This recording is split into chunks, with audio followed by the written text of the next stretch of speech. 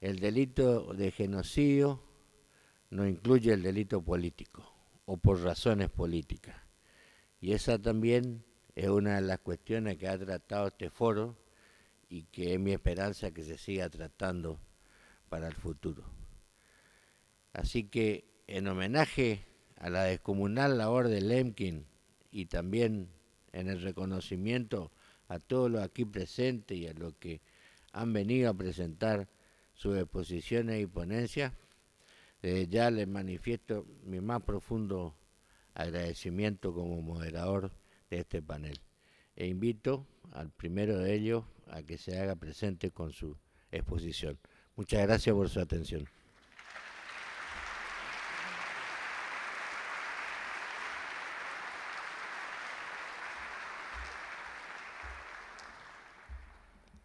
Muy bien,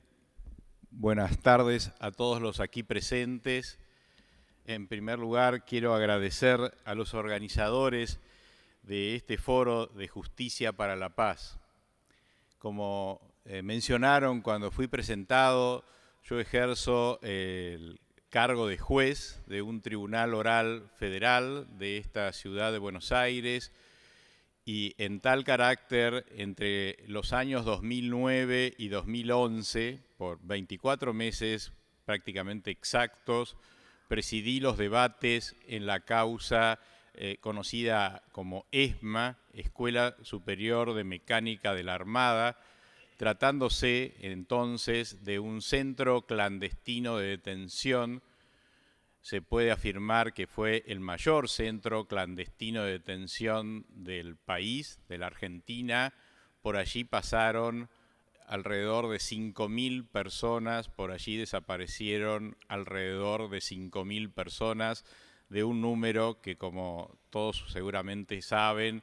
se calcula de alrededor de 30.000 en todo el país, es decir, la sexta parte. A nosotros se nos presentó la circunstancia de considerar si los hechos realizados constituían un genocidio o no. Esto en realidad ya había sido abordado por otros tribunales que se habían acercado a esta posibilidad teórica, a esta posibilidad conceptual. Entre ellos el Tribunal Oral Federal número 1 de La Plata, que habían decidido que los hechos habían ocurrido en el marco de un genocidio. En nuestro caso, para hacer ya una síntesis, acá voy a tratar de dar algunas breves explicaciones de cuáles fueron nuestros fundamentos, pero bueno, en nuestro caso consideramos que no había base normativa para considerar que se trataba de un genocidio, no obstante lo cual, desde el punto de vista sociológico, desde el punto de vista criminológico también, sí se podía afirmar que esto era de esta manera. Con lo cual entonces terminamos propiciando,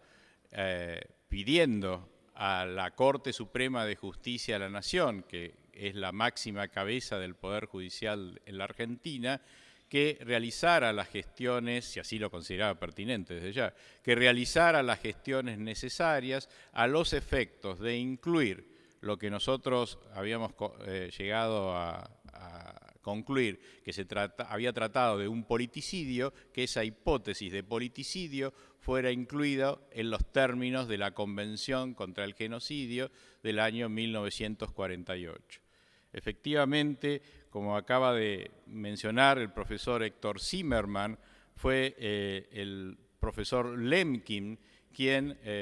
bregó allá por los años 40 para que aconteciera esta posibilidad.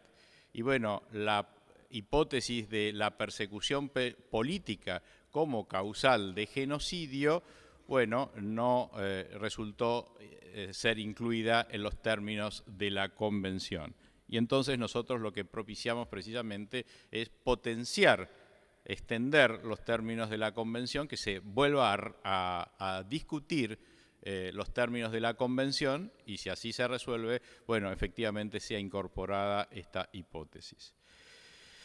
En la sentencia nosotros dijimos que el concepto restrictivo que tiene el genocidio va en contra de su propia naturaleza jurídica, pues si él debe ser considerado como la negación del derecho a la existencia de grupos humanos enteros, y si realmente se quiere prevenir y evitar esta modalidad delictiva, no se debe vacilar con argumentos legalistas acerca de si una determinada atrocidad satisface o no la definición o las exigencias conceptuales del delito. Es muy importante recordar que el objetivo fundamental de las normas respecto del genocidio es su prevención. Por ello, es importante precisar que la definición de este delito que se encuentra en la Convención de 1948 es un instrumento del cual se puede partir, pero también es un concepto que se debe de superar.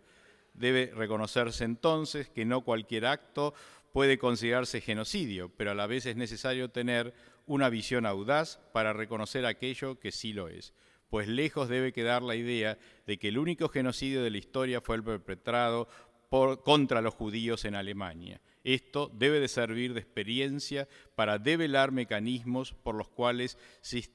instauran este tipo de crímenes y comprender que existen para su realización, como muchos otros fenómenos, escalas, proporciones, modalidades y matices diferentes. Bajo la misma línea, precisamente el ya citado profesor Lemkin sostiene que el crimen de genocidio es la destrucción de grupos nacionales, raciales o religiosos, cuyo autor no puede ser más que el Estado a través de sus órganos. Y en ese sentido, dada su naturaleza jurídica, moral y humana, este crimen debe ser considerado exclusivamente como un crimen internacional, que se manifiesta por la existencia de un plan predeterminado y destinado a aniquilar a los grupos de carácter nacional, étnico, religioso o racial. Sobre esto, Lemkin toca un punto demasiado importante y problemático para la interpretación y la aplicación del delito de genocidio en los casos particulares que se puedan llegar a presentar.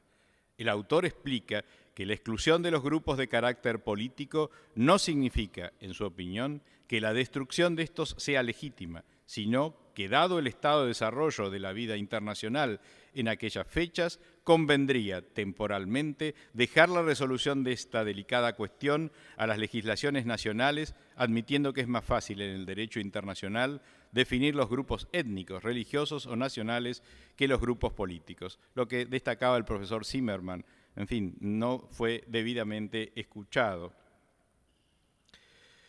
Por lo tanto, entre los asuntos cubiertos por las regulaciones de La Haya, solo se encuentran reglas técnicas que tratan algunos de los puntos problemáticos del genocidio. La Haya trata asimismo acerca de la soberanía de un Estado, pero no habla sobre la preservación de la integridad de un pueblo. Sin embargo, la evolución del derecho natural, en particular desde la fecha de las regulaciones de La Haya, ha generado un considerable interés por los grupos nacionales distinguidos de los estados y los individuos. Es por ello que el mencionado autor envió a la Quinta Conferencia Internacional para la Unificación del Derecho Penal sostenida en Madrid en octubre de ese año, en colaboración con la Quinta Comisión de la Liga de las Naciones, un informe acompañado por el borrador de un artículo con el propósito de que se penalizaran las acciones tendientes a la destrucción y la opresión de las poblaciones, lo cual equivaldría a la concepción real del genocidio. El autor propuso que se introdujeran dos nuevos delitos para el derecho internacional a la legislación penal de aquellos años, y de los 37 países participantes, el delito de barbarie y el delito de vandalismo, que serían los antecesores inmediatos entonces de la figura del genocidio. Sin embargo, su propuesta, como ya se ha dicho, no tuvo mucho éxito y la incorporación no se realizó. De igual forma, Lemkin sostiene que el genocidio es de gran importancia y su represión debe basarse no solo en el derecho internacional y constitucional, sino también en el derecho penal de los diferentes países. El procedimiento que debe adoptarse en el futuro en referencia a este problema debe ser el siguiente, decía Lemkin. Debería firmarse un tratado multilateral internacional que prevea la introducción, no solo en la Constitución, sino también en el Código Penal de cada país, disposiciones para la protección de grupos minoritarios de la opresión debido a su nacionalidad, religión o raza. Cada código penal debería tener entonces disposiciones que establezcan penas para las prácticas genocidas, con el objeto de evitar la invocación del alegato del cumplimiento de órdenes superiores. Los códigos penales, así, de los respectivos países deberían estipular de manera expresa la responsabilidad de las personas que ordenen actos de genocidio, al igual que la de las personas que los ejecuten. Debido a las implicaciones especiales del genocidio en las relaciones internacionales, debería adoptarse para este delito, como ya lo había mencionado antes, el principio de la represión universal. Según este principio, el culpable debería estar sujeto a juicio no solo en el país en el cual cometió el delito, sino también en caso de que escape de este en cualquier otro país en el cual pueda haberse refugiado. El genocidio, entonces, dice Lemkin, es un crimen internacional porque por su propia naturaleza se comete siempre por el Estado o por grupos que tienen el apoyo del mismo, y es por ello que nunca será perseguido por este, por lo cual se hace necesario su castigo mediante la cooperación internacional. Como se evidencia, fue Lemkin quien habló de genocidio por primera vez, él dio los lineamientos y desarrolló toda una teoría para su futura tipificación y aplicación en las legislaciones, y de igual forma advirtió los problemas que se estaban desarrollando con las violaciones a los derechos humanos que se dieron en la Segunda Guerra Mundial y las soluciones inmediatas que tendrían que llegar. También se pone de manifiesto que ya en la concepción de genocidio brindada por este autor, al igual que la de nuestro tiempo, lo más importante no es el individuo como tal, sino que sí lo es la colectividad, es decir, que el bien que se protege con la tipificación resulte un bien supraindividual, pues la protección a los grupos más débiles que habitan en un Estado era lo que ya se quería defender. De manera tal entonces que, como antes expresé, el tribunal consideró por mayoría que se trataba de un politicidio, esto es, en síntesis, un exterminio del grupo político o de un grupo político disidente. Con respecto, ahora bien, al concepto de politicidio, la primera duda remite al tipo de relación existente entre el par de términos, es decir, genocidio-politicidio. Esto es, si se trata de una relación entre géneros distintos que requieren, por tanto, conceptos distintos, o de contrario de una relación de género-especie, en la cual el politicidio sería una especie particular del género genocidio, así como podrían serlo el etnocidio, el genocidio contra un grupo nacional, religioso, o el genocidio específico contra cualquier otro grupo, ya sea sexual, económico, laboral, de género, etc. La discusión de fondo es si el politicidio es una variedad del genocidio, como lo son las diversas delimitaciones que éste posee en su definición en la Convención, es decir, grupos nacionales, religiosos, étnicos, o si todos ellos conforman una unidad que se opone a nivel de género con la categoría de genocidio. De tratarse de una peculiaridad, no se comprende por qué no diferenciar también un genocidio realizado con fines nacionales o geopolíticos de otro realizado en función de una lógica religiosa, el que a su vez se diferencia de otro realizado con un criterio étnico racista. Lo que complejiza la supuesta necesidad teórica de conceptos específicos como politicidio, etnocidio, religiosidio, nacionalicidio, es que estas diversas especies o subtipos del género genocidio se encuentran en los hechos históricos imbrincados y resultan entonces difíciles de diferenciar. Por caso, el carácter occidental y cristiano, esgrimido por los perpetradores de la última dictadura militar de Argentina, posee simultáneamente un carácter político y religioso, tal como lo señaló la primera decisión judicial producida por el juez español Baltasar Garzón en una causa que se le siguió ante su tribunal contra el señor Adolfo Silingo. A su vez, esta lógica podría diferenciarse en algunos puntos, en tanto construcción ideológica que aúna la política y la religión, dos sistemas de creencias, de los procesos genocidas construidos en base a criterios nacionales o étnicos. Por ejemplo, el caso de los kurdos en Irak puede constituir un ejemplo, aunque su lucha por la autonomía vuelve a imbrincar los elementos étnicos con los nacionales o políticos. En Guatemala, por ejemplo, a diferencia de lo ocurrido en el Cono Sur, la persecución política se vio imbrincada más con elementos étnicos, las identidades indígenas, que religiosos, por ejemplo, por ejemplo, la occidentalidad cristiana, ya que la matriz ideológica francesa tuvo más presencia en Argentina que en cualquier otro país de la región, dada la peculiar articulación de nacionalismo ibérico y cosmovisión ideológica de matriz francesa. Por último, muchos de estos casos coinciden en cuanto a sus elementos estructurales, modalidad de operatoria, efectos en la destrucción de las relaciones sociales, instigación a la delación, modalidades de negativización de la alteridad,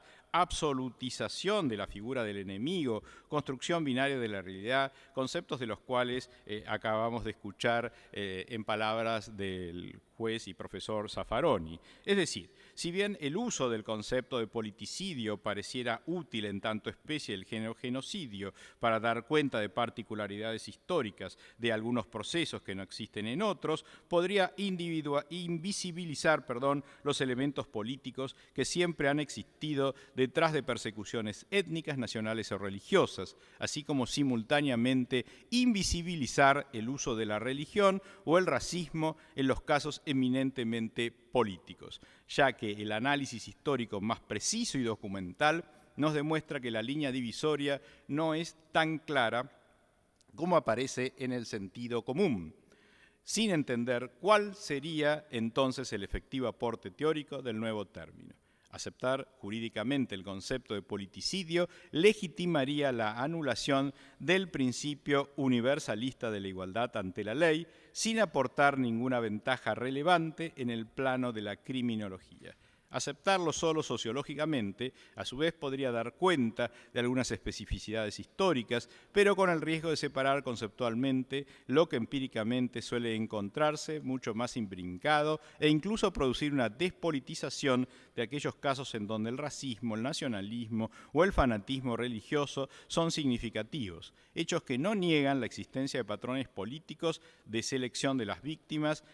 implicados con los otros elementos. Un ejemplo claro de despolitización son las narrativas hegemónicas sobre la experiencia del nazismo que no permiten ver el carácter político y politizador del antisemitismo nazi y sus objetivos tácticos y estratégicos más allá de las ideas en el que se encontraban sumergidos algunos de sus perpetradores. Podríamos analizar en el caso argentino tablas que relacionan las imputaciones, condenas y absoluciones con el concepto de genocidio, como a su vez la distribución de sentencias en función del reconocimiento de la calificación de genocidio. Me voy a detener muy brevemente en este punto, justamente en 81 sentencias se determinó que no hubo genocidio, esto implica un 73.6%. En una segunda tipicidad se afirmó que hubo genocidio, pero no en sentido legal. Esto abarcó un universo de 10 sentencias, lo cual implica un 9.1% del universo. Y el tercer tipo es que hubo genocidio y allí se tributan 19 sentencias con un 17.3%. También hay tablas que permiten correlacionar la distribución de tribunales en función del reconocimiento de genocidio o la relación entre tipo de sentencias, año, índice de sentencia. Es decir, por ejemplo, en el 2006 hubo 2 sentencias que una no reconoce el genocidio y una sí. Bueno, esos son los parámetros. Y en el año 2013, 25 sentencias, 17 reconocen el genocidio y 17 no reconocen el genocidio, un 68%, y 7 reconocen el genocidio. Y finalmente, la relación de condenados absueltos en relación al tipo de sentencias y el índice de absoluciones en cuanto a si no reconocen o sí reconocen el genocidio. Bueno, como ya les expresé, en nuestro caso decidimos que el genocidio no tendría una base normativa local ni tampoco internacional y que, siendo entonces una hipótesis de politicidio, reclamábamos su inclusión en los términos de la Convención. Brevemente, el contexto situacional del centro clandestino aludido implicaba una metodología que consistía en una privación ilegal de la libertad, secuestro, luego una tortura, aplicación de tormentos con el fin de obtener la mayor cantidad posible de datos, y luego, en principio, la generalidad, una muerte que implicaba un aspecto individual, porque el individuo, bueno, era desaparecido, y social, porque se extendía a su grupo social. Implicaba esto entonces el desaparecer al otro hasta el extremo de privarlo de sepultura, haciendo, digamos, actualizando el mito de Creonte, aquel rey de Tebas, respecto de Polínices, que era, digamos, el disidente y que Creonte había ordenado que quedara insepulto para privarlo de sus honores fúnebres y de esa manera entonces asegurar el eventual pasaje, o mejor dicho, asegurar el pasaje a la otra vida. Su hermana Yocasta desobedeció al rey Creonte y le dio sepultura. Y aquella famosa frase de Yocasta que le dice a Creonte que viene a interpelar una verdad sin poder a un poder sin verdad. Se trata entonces, en definitiva, consideramos, reconocer al otro, y para ello es imprescindible realizar una introspección, es decir, reconocernos a nosotros mismos. Y como en aquel final de una de las partes del libro de Saint-Exupéry, del Principito, cuando le dice,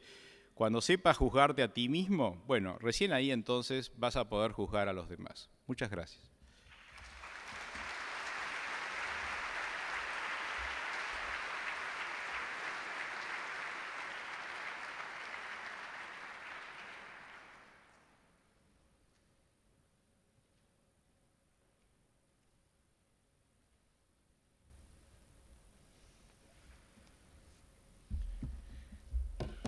Muy bien,